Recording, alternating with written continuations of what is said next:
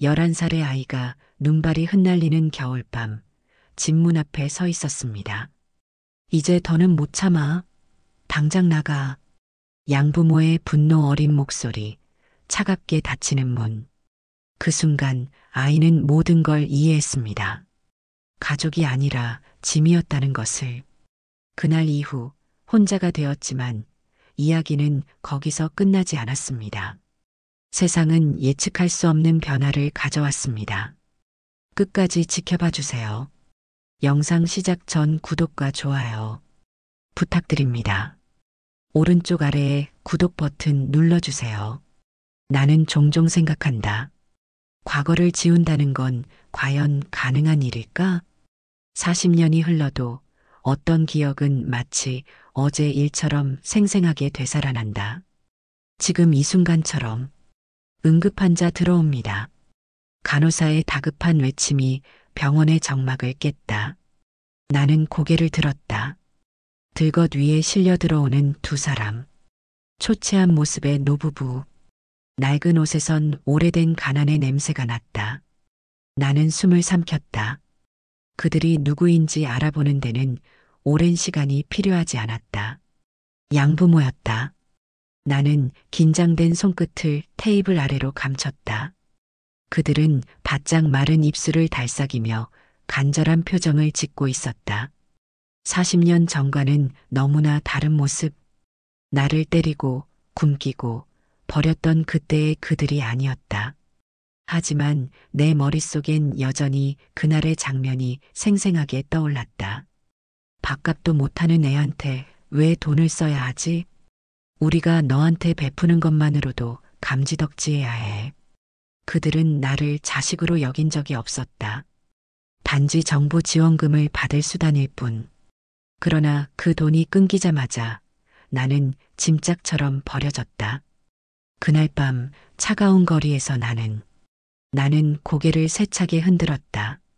이제는 다 끝난 일이었다. 적어도 나는 그렇게 믿고 싶었다. 그 순간 양어머니가 내 앞에서 흐느끼며 무릎을 꿇었다.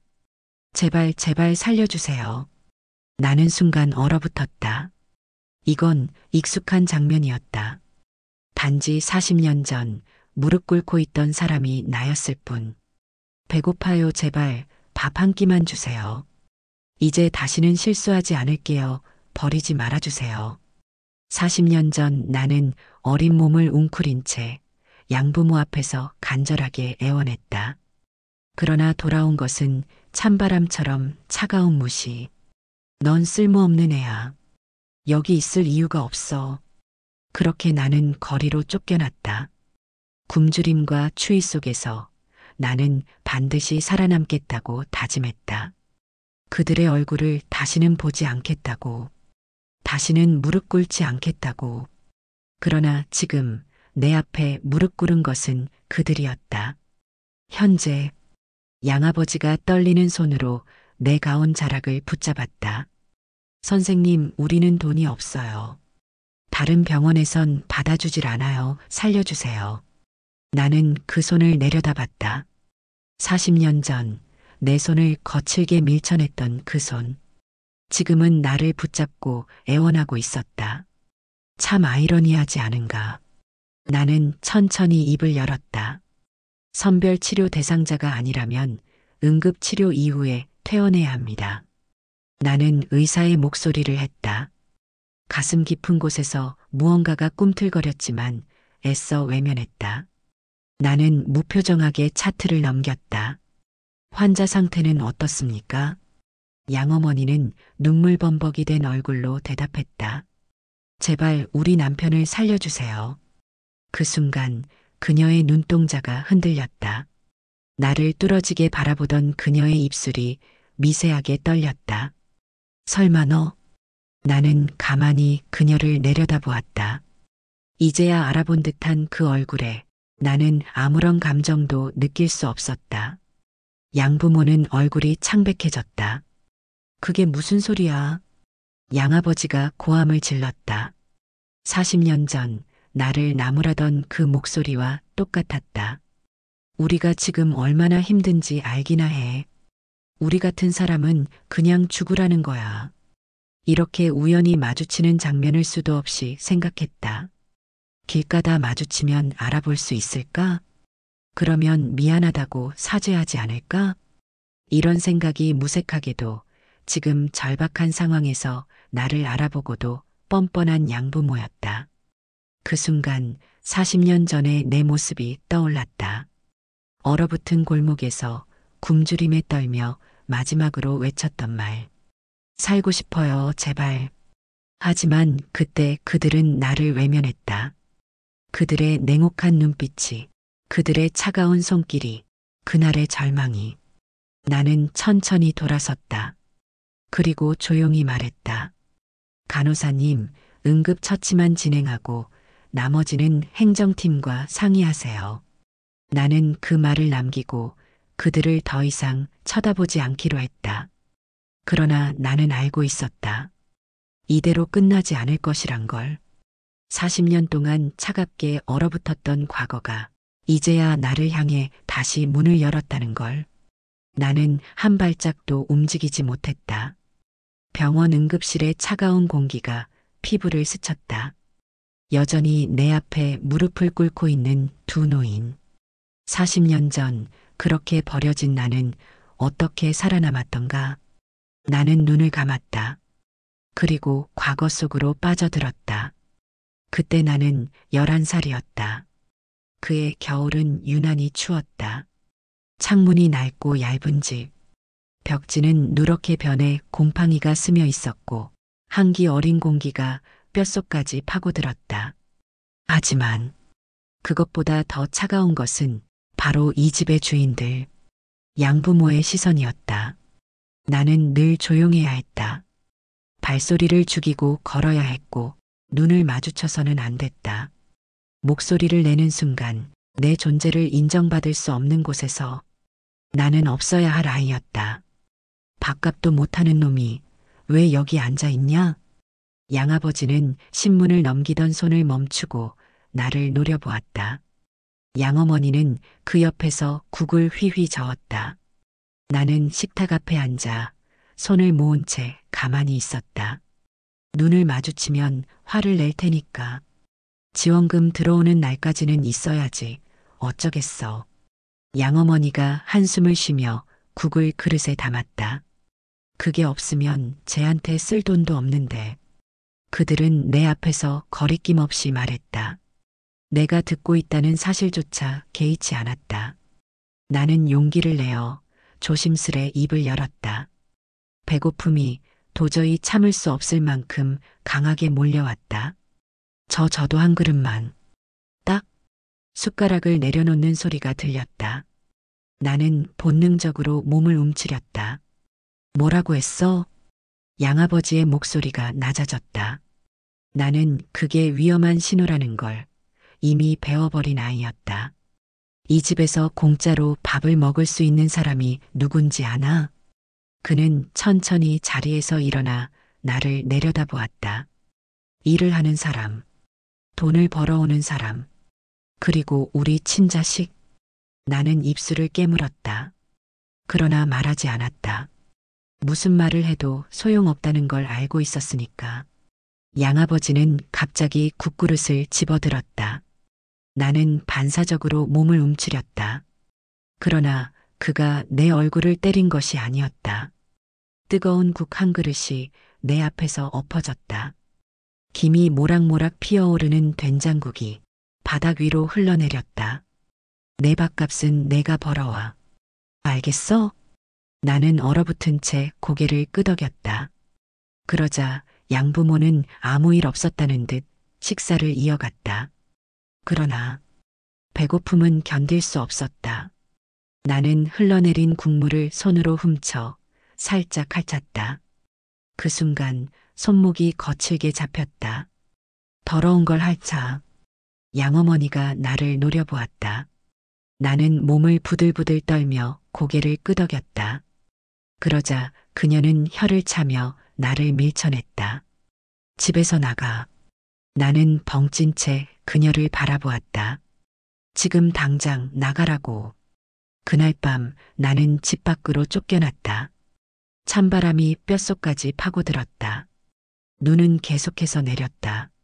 나는 맨발로 골목을 헤맸다. 그러나 도망친다고 해서 나아지는 것은 없었다.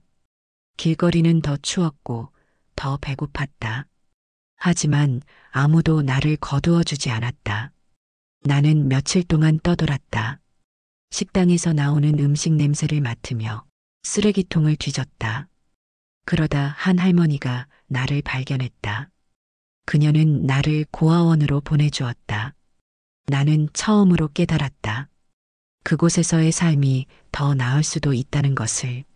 적어도 밥을 빼앗기지는 않으니까. 그런데 그들은 한 번 더 내 삶을 망쳤다.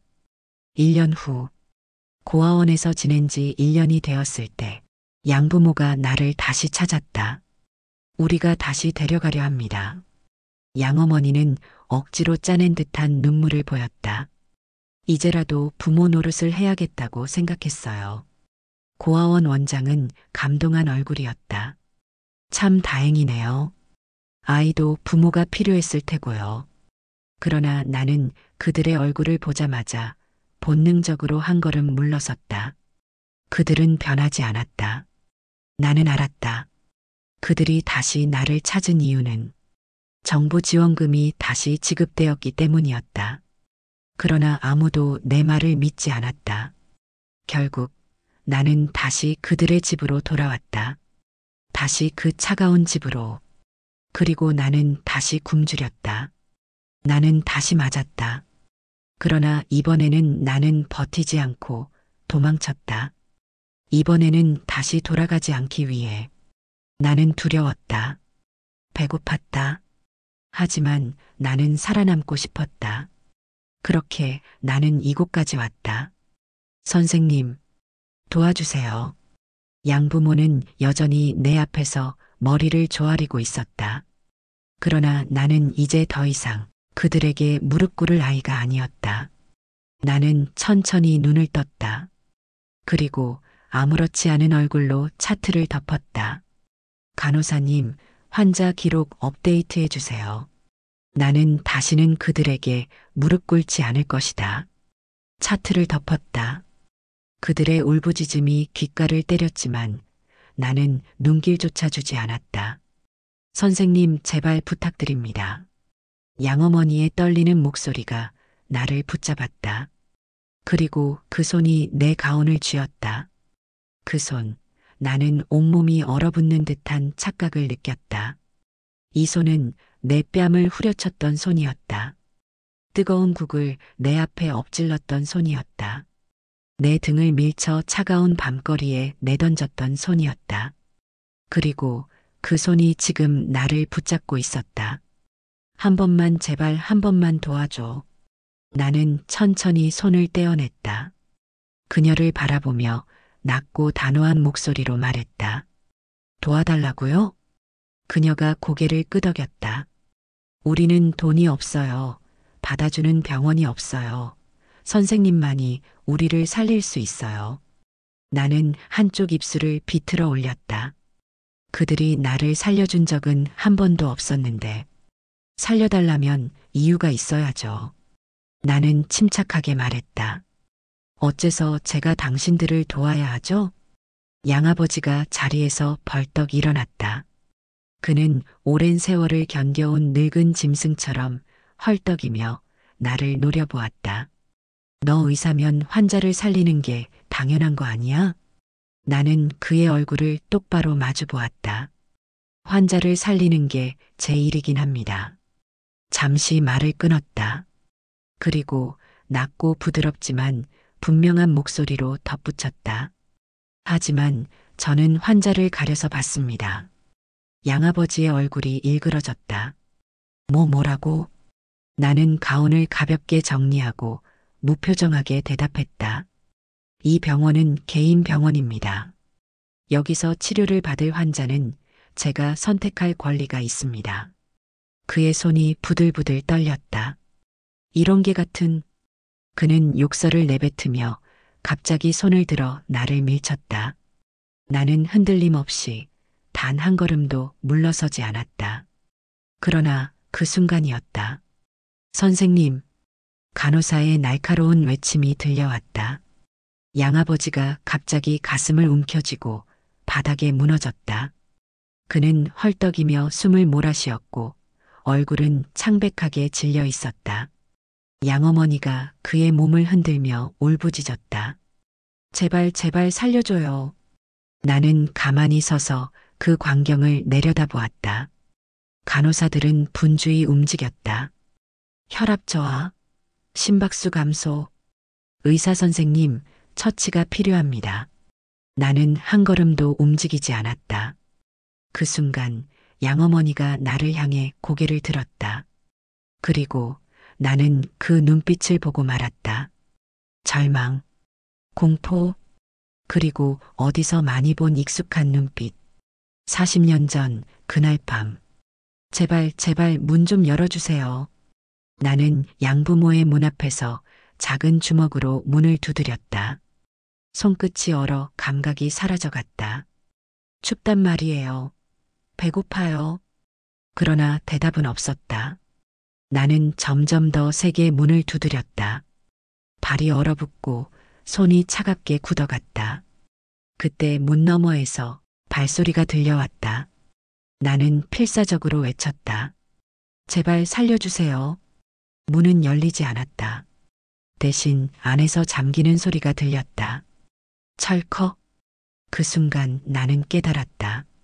아무도 나를 살려주지 않을 거라는 걸. 나는 한동안 문 앞에서 엉엉 울었다. 현재 나는 차갑게 식은 바닥 위에 쓰러진 양아버지의 몸을 내려다보았다. 숨을 쉬려는 듯 입술이 미세하게 떨렸고 그의 손끝이 경련을 일으키고 있었다. 양어머니는 울면서 그의 얼굴을 감싸쥐었다. 선생님 제발 제발 도와주세요. 40년 전 똑같은 말이 내 입에서 흘러나왔다. 그때 나는 작은 손으로 문을 두드리며 울부짖었다. 제발 춥단 말이에요. 배고파요. 하지만 돌아온 것은 잠기는 문소리. 선생님, 간호사의 다급한 목소리가 현실로 나를 끌어당겼다. 지금 처치하지 않으면 환자가 위험합니다. 나는 아무 말 없이 가만히 서 있었다. 주먹을 꽉 쥐었다. 이건 내가 선택할 수 있는 순간이었다. 과거의 그들처럼 문을 닫아버릴 것인가? 아니면 나는 그들과 다른 사람이 될 것인가? 나는 어떻게 이 자리에 서게 되었을까? 양부모에게 버려진 후 나는 다시 고아원에서 자랐다. 처음에는 먹을 것이 있다는 것만으로도 감사했다. 그러나 거기에서도 삶은 쉽지 않았다. 밤마다 나는 병원 창문을 올려다보며 생각했다. 만약 내가 의사가 된다면 나 같은 아이를 도와줄 수 있을까? 그러나 꿈을 꾸기엔 현실이 너무 가혹했다. 고아원에선 누구도 나를 응원해주지 않았다. 너 같은 애가 무슨 의사야? 그냥 공장에서 일이나 하면서 살아. 하지만 나는 포기하지 않았다. 낮에는 학교를 다니고 밤에는 식당에서 설거지를 하며 장학금을 모았다. 고된 하루 끝에도 교과서를 놓지 않았다. 종종 피곤에 못 이겨 쓰러지기도 했다. 그러나 그럴 때마다 되뇌었다. 나는 절대로 무너질 수 없다. 그렇게 나는 장학금을 받아 의대에 합격했고 남들보다 2배, 3배 더 노력했다. 양부모는 한 번도 나를 찾지 않았다. 나는 잊혀진 존재였다. 그들에게 나는 필요 없는 아이였으니까. 하지만 나는 스스로 나의 가치를 증명해냈다. 그리고 지금 양부모는 바닥에 쓰러진 채 내게 손을 뻗고 있었다. 40년 전과 정반대의 모습. 나는 한동안 그들을 바라보았다. 그리고 천천히 심호흡을 했다. 이 환자 응급처치 들어갑니다. 간호사들이 즉시 움직였다. 나는 심장제세동기를 들었다. 나는 그들과 같은 사람이 되지 않기로 했다. 그게 나의 선택이었다. 심장제세동기가 작동하면서 응급실에는 규칙적인 전자음이 울려 퍼졌다. 양아버지의 몸이 격렬하게 들썩였다. 심전도 모니터는 여전히 일직선을 그리고 있었다. 살려야 하나 아니면 그냥 이대로 두어야 하나. 나는 무표정하게 모니터를 응시했다. 이제 한 번만 더 늦춘다면 그는 끝이다.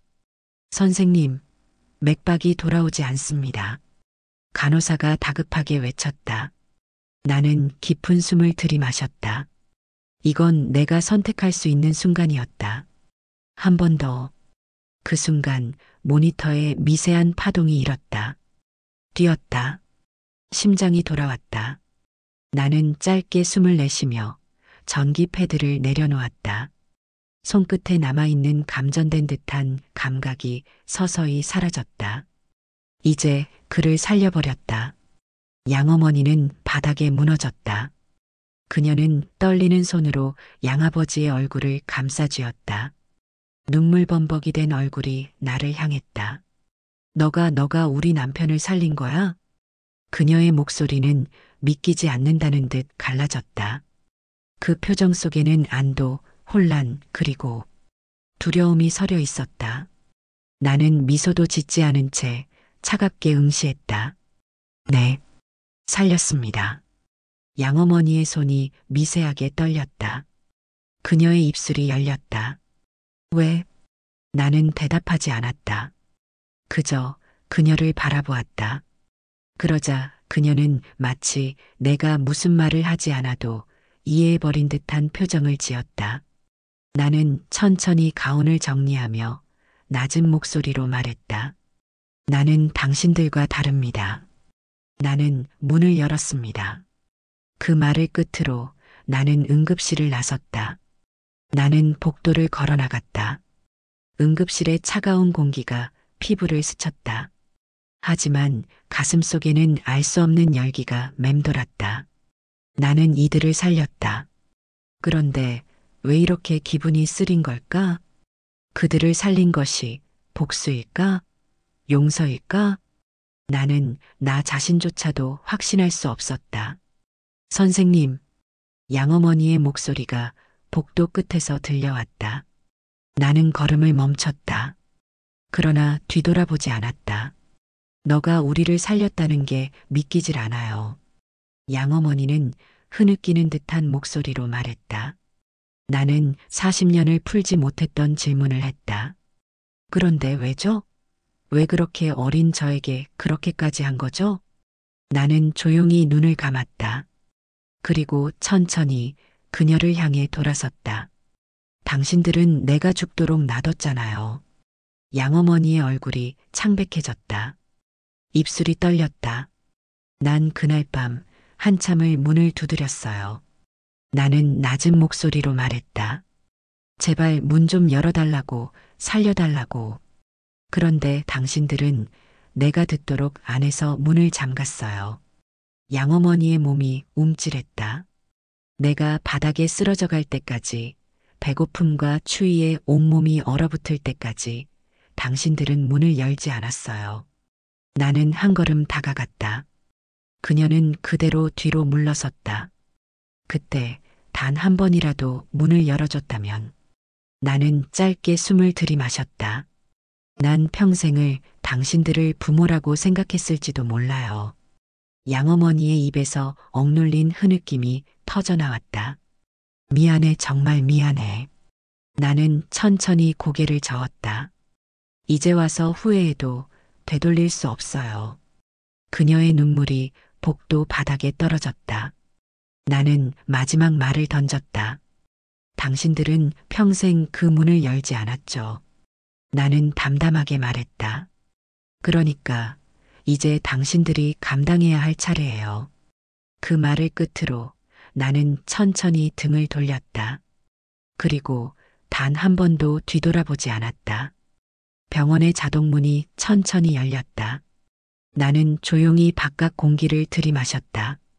차가운 밤 공기가 폐 깊숙이 스며들었다. 이제 모든 것이 끝났다. 아니, 어쩌면 이제야 진짜 끝이 시작된 것인지도 모른다. 나는 고개를 들어 밤하늘을 올려다보았다. 가로등 불빛이 희미하게 깜빡였고 어둠 속에서 나는 문득 어린 시절의 나 자신과 눈이 마주친 듯한 기분이 들었다. 40년 전, 춥고 배고팠다. 길거리에서 웅크린 채 나는 밤하늘을 올려다봤다. 내일이 오지 않았으면 좋겠다. 그때는 그게 진심이었다.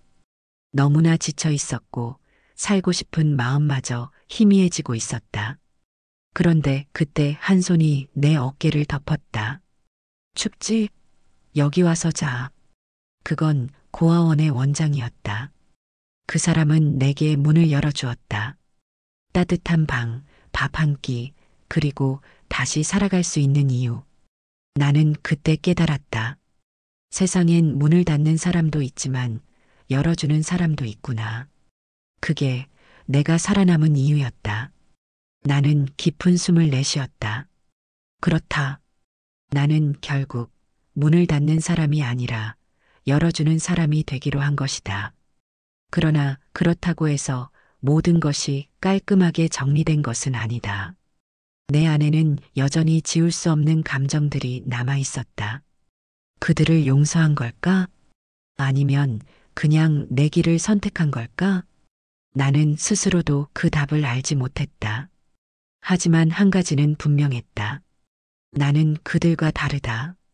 그것만으로도 충분했다. 그때 내 뒤에서 조심스러운 발소리가 들려왔다. 나는 천천히 돌아보았다. 양어머니였다. 그녀는 힘겹게 걸어오고 있었다. 그녀의 얼굴에는 후회와 죄책감이 뒤섞여 있었다. 나한테 할 말이라도 있나요? 나는 담담하게 물었다. 그녀는 떨리는 손을 가슴에 모은 채 간신히 입을 열었다. 미안해.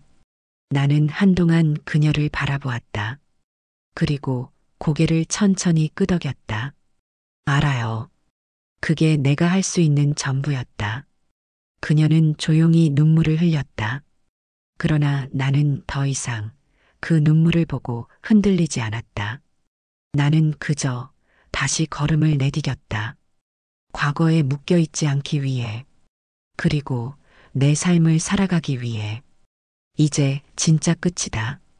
나는 더 이상 과거에 갇힌 아이가 아니었다.